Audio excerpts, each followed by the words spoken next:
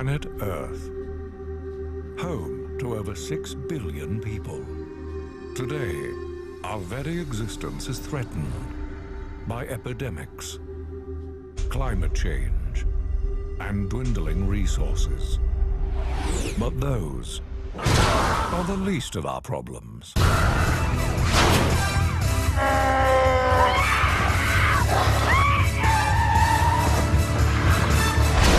Welcome to Zombieland. Top 10 Best Zombie Movies. When you're putting together a list of the biggest taboos in Western culture, death itself might not make the cut. But it should. North Americans and Europeans are chronically averse to facing death. We believe if we follow the right workout regimen, eat enough kale, and take the right expensive supplements, we may just live forever. Go long is the mantra of our youth-obsessed culture. So the intrigue of zombie movies is that this genre forces us to confront death face to face. Or rather, death confronts us, looking to scoop out our brains and have us join its ranks. Sometimes, zombies can bear larger metaphors on their disintegrating shoulders, for our increasingly wired yet increasingly isolated post-internet world, say, as in Shaun of the Dead. But sometimes zombies are just zombies, walking corpses who shuffle around and remind us that, even if we're never somehow reanimated, we're actually going to look like this when we're in the ground someday. How's that for an endorsement of cremation? Before you suddenly rush to make your funeral plans, give a close read to this. IndieWire's ranked picks for the greatest zombie films ever made. If you're looking for Halloween costume ideas, expect to find a few ghoulish options here.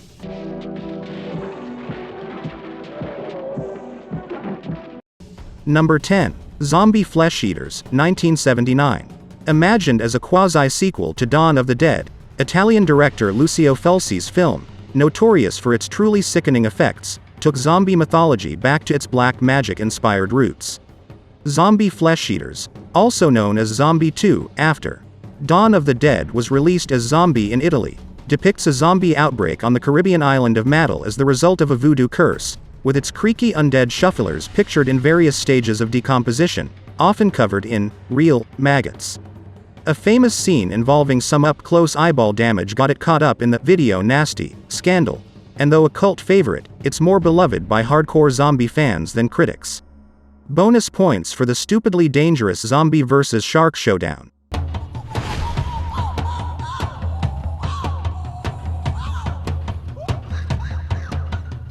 My mother always told me, someday you'll be good at something. I mean, I don't think she could have guessed that something would be zombie killing. Number 9. Zombieland, 2009. As the zombie subgenre ambled towards a cultural renaissance at the end of the 2010s, Ruben Fleischer's irreverent Zom-Com arrived at just the right time. Jesse Eisenberg as cautious loner Columbus, doing his best to survive the undead apocalypse with a series of audience winking rules: check the back seat, double tap, your kills. He becomes part of a makeshift family when he teams up with Woody Harrelson's Twinkie-loving hard-ass Tallahassee, Emma Stone's sarcastic Wichita, and Abigail Breslin's doe-eyed youngster Little Rock. With a zippy sub-90-minute runtime, madcap zombie murders, death by falling piano, anyone? And genius Bill Murray cameo, it's a funhouse ride of a zombie film that culminates in an actual fairground set piece.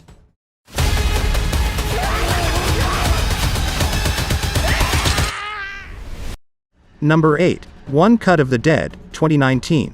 To say too much about Shinichiro Ueda's film would be to ruin its delicious, joyous surprises, but, suffice to say, if the opening minutes come off like a particularly ramshackle horror movie, that's entirely the point. An out-of-his-depth director is attempting to make a zombie film of his own, when the production finds itself besieged by actual zombies. From there, well, you'll have to see for yourself. But it's a film fizzing with invention, one that manages to turn the zombie movie on its head in all new ways while displaying real heart. Destined to be a cult. Herbert West is at the top of his class in medical school. How can you teach such drivel? These people are here to learn, and you're closing their minds before they even have a chance. What are you? He's brilliant, but a little weird. I've broken the 6 to 12 minute barrier. I've conquered brain death. His experiments have always been unorthodox. Number 6. Re-Animator, 1985. Based on a short story by H.P. Lovecraft, Stuart Gordon's Re-Animator presents a different spin on the undead. Here Jeffrey Combs' unhinged Professor Herbert West invents a lime-green liquid capable of reanimating dead animal tissue, and which, before long, he starts applying to dead bodies, some of which he's responsible for. Cue fellow scientists attempting to steal the reagent, a rising pile of zombified corpses, and, a severed head oral sex scene. It's a swirling, pulpy blend of horror and comedy, and a bloody affair even by gore-soaked 80s standards. With a tight script and bravura approach, it remains sickeningly entertaining.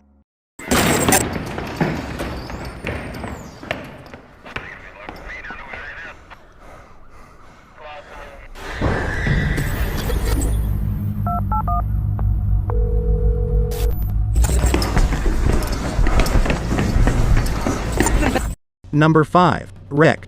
2007. If found footage horror is a mixed bag, Spanish horror Rec used the shooting style to maximum effect, getting up close and personal at ground zero of a zombie outbreak in the claustrophobic confines of an apartment block. For a handheld film, Rec's camera work remains mercifully steady thanks to the conceit that our cameraman is a professional, Ferran Terrazas Manu, who's shooting a newsreel with reporter Angela Manuela Velasco, in the wrong place at the wrong time. Scary as hell, with a set of smarter-than-average characters, and an all-timer final reel as the camera's night vision mode is activated. Welcome to a night of total terror. Number 4. Night of the Living Dead, 1968. They're Coming to Get You, Barbara. With his directorial debut, George A. Romero invented the modern zombie movie as we know it. An independent film shot in grainy black and white on a shoestring budget, Romero delivered a stark and subversive horror that established the most important facets of zombie lore: bodies returning from the grave, destroying the brain to kill them for good, and proved the director as a filmmaker adept at genre-infused social commentary. As Ben, Barbara and Moore hide away from the rising corpses in a rural farmhouse, Romero reflects ideas of racism in the USA, the ongoing trauma of the Vietnam War, and the American public facing up to the realization that their greatest enemy might actually be themselves.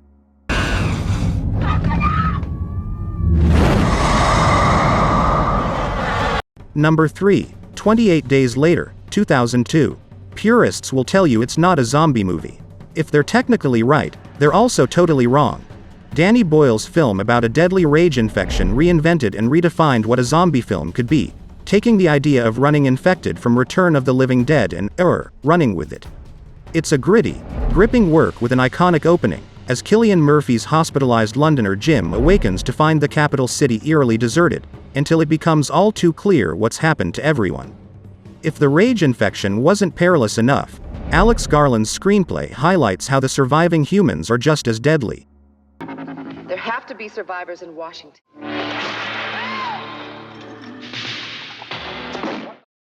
Number 2. Day of the Dead, 1985. The final part of Romero's landmark Original Dead trilogy is a more meditative affair than the previous installments, but it's a powerful piece, with an angry resonance that continues to reverberate. Set even further into the zombie apocalypse, Day finds the non-infected population dwindling, with surviving scientists and soldiers properly cracking up, and the undead themselves beginning to evolve. Enter Bub, an actual zombie hero, reliving echoes of his past life, and with a cognitive function that suggests not all of the undead are mindless monsters. Taking place largely in the confines of an underground facility, Day is a claustrophobic and pessimistic affair, wrangling with meaty themes of hope, faith, and the futility of combat, as human infighting leads to more carnage with tragic consequences. In 1968, George Romero brought us Night of the Living Dead. It became the classic horror film of its time. Not that room! Not that room! Number 1. Dawn of the Dead, 1978. If Night of the Living Dead was the birth of the contemporary zombie flick, Dawn of the Dead was its coming of age, bigger, bolder, more confident, and, this time, in color. The eerie tone of its predecessor is swapped for a rising tide of chaos and panic as the unfolding apocalypse spreads, and a group of survivors hunker down in the local mall. If it initially seems like an ideal place to wait out the downfall of society, rife with supplies, it proves anything but. the zombies instinctively drawn to the place they were programmed to devote their free time and money to back when they were alive. It's another piece of potent satire, packed with playful imagery, though that never gets in the way of Romero telling a compelling, nightmarish tale, exploding with visceral effects from Tom Savini, drawing from the horrifying sights he witnessed as a Vietnam War photographer.